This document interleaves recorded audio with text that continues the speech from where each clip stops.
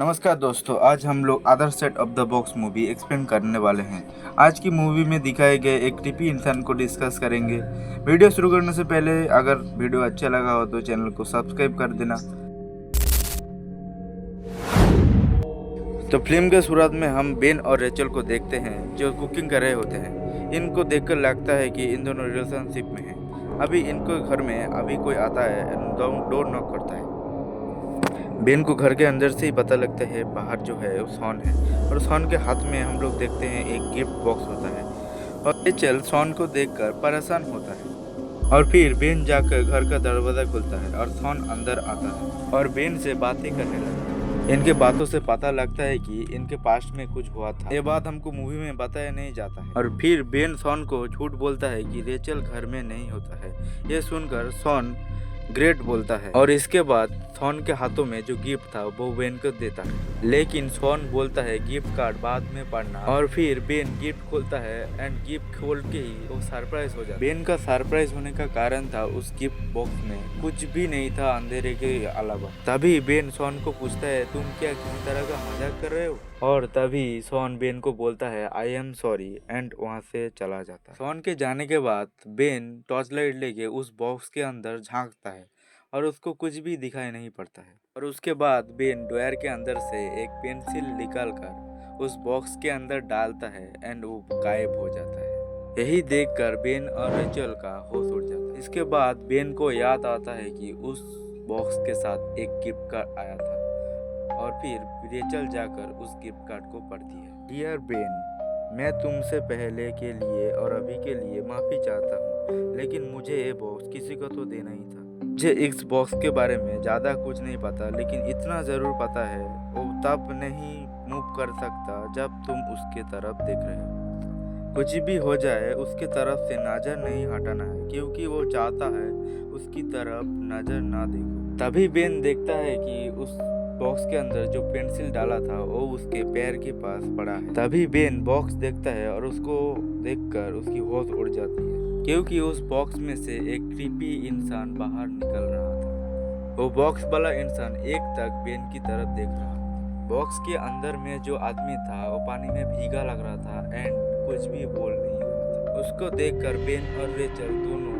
घबरा जाता है एंड बेन तुरंत शॉन को कॉल करता है। लेकिन वो बॉक्स वाला आदमी अभी भी एक तक बेन की तरफ नजर रख रहा होता है। लेकिन वो बॉक्स वाला आदमी बेन, शॉन और रेचल तीनों की आवाज में बोल सकता है। जो कुछ भी बेन शॉन को फोन में बता रहा था वो बॉक्स वाला आदमी भी वही बातें रिपीट कर रहा था। बेन फौरन वहां से निकलने के लिए ट्राई करता है, बट रेचल उसको जाने के लिए मना करता है एंड बोलता है they can not look away from it. इन दोनों के मन में एक सवाल गूंज रहा था कि इस बॉक्स में से 2-3 सेकंड अगर नजर हटा लेंगे तो क्या होगा।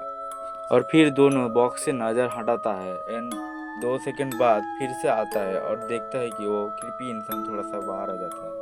ऐसे में बेन शॉन को खोजने जाएगा और रेचल उसकी तरफ नज़र रखी रहेगी। लेकिन रेचल इस बात में थोड़ा सा घबराता है एंड बाद में मान जाता है। और फिर इसके बाद बेन शॉन को खोजने के लिए गाड़ी लेकर निकल पड़ता है। और फिर शॉन कार में बैठे बैठे ही शॉन को कॉल लगाने की कोशिश करता है। कुछ देर बाद शॉन उसकी कॉल को रिसीव करता है, और फिर बेन शॉन को जोर से बोलता है तुम मुझे क्या दे दिए हो। एक क्रीपी सा इंसान बाहर आ रहा है और हमारे आवाज़ें रिपीट कर रहा है। ये सुनकर शॉन बोलता है मुझे तो पता ही नहीं था वो आदमी बोल भी सकता है।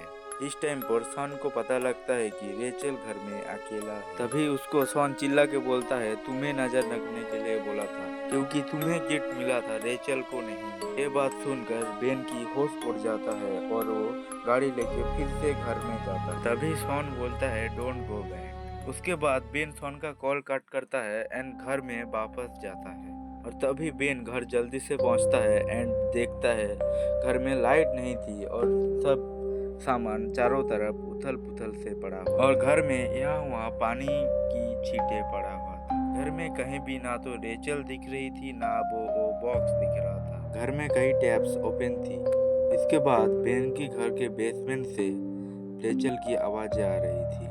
दोस्तों, आप लोगों को तो पता ही होगा ये आवाज़ किसका है। ये आवाज़ वही क्रीपी इंसान का था।